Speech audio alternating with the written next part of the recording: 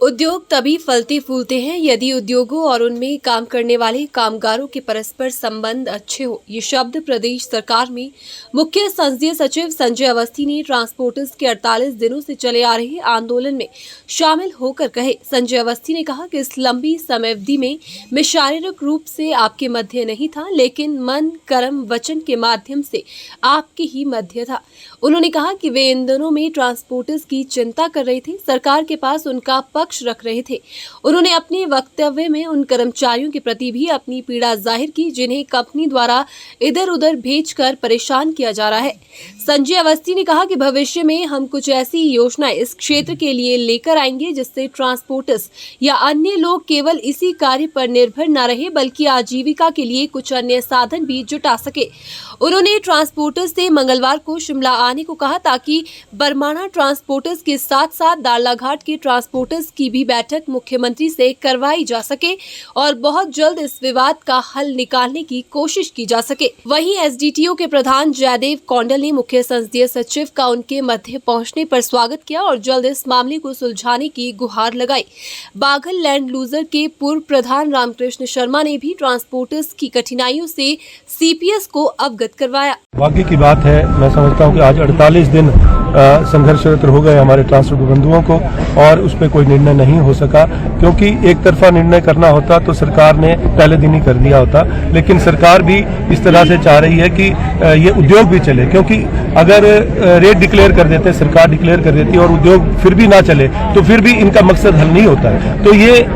एक ऐसी व्यवस्था चाह रहे हैं माननीय मुख्यमंत्री जी, इस बारे में चिंतित हैं और बिल्कुल पूरा दबाव उनका भी मैनेजमेंट के ऊपर भी है कि आप भी जो है इस निर्णय को माने। और वो ये चाह रहे हैं कि जैसे ही रेट डिक्लेयर हो और उसी दिन से जो है उससे अगले दिन से ये उद्योग भी चलना शुरू हो जाए और ट्रांसपोर्ट बंधुओं का जो मकसद है कि उनको काम मिले और माल ढुलाई का काम मिले, वो काम सुचारू रूप से चले, इसलिए इसमें देरी आ रही है। और ये रेट सिर्फ दाड़ला के लिए नहीं होगा, ये पूरे हिमाचल प्रदेश के ट्रांसपोर्टर्स के लिए, क्योंकि हाईकोर्ट ने जो कमेटी बनाई है और हाईकोर्ट ने जो आदेश दिए हैं उसी के अनुसार जो है आज यहाँ पर यह निर्णय होने वाला है। और मैं आश्वस्त हूँ इस बात को लेकर कि कल तक, शायद मुझे लगता है कि कल शाम, क्योंकि कल एक अहम बैठक जो है माननीय मुख्यमंत्री ने बुलाई है और कल इसमें इस बात का फैसला हो सकता है कि कल रात तक जो है इसका परमानेंट सोल्यूशन निकल जाए। और मेरा भी ये प्रयास रहेगा, आज मैं अपने ट्रांसपोर्ट बंधुओं के बीच में यहाँ पर उपस्थित हुआ हूँ और इसी उद्देश्य को लेकर उपस्थित हुआ हूँ कि उनकी इस लड़ाई में मैं शामिल हूँ, उनके संघर्ष में मैं शामिल हूँ। प्रतिनिधि होने के नाते मैं उनकी हर इस जो संघर्ष है उसमें मैं कंधे से कंधा मिलाकर उनके साथ खड़ा हूं। और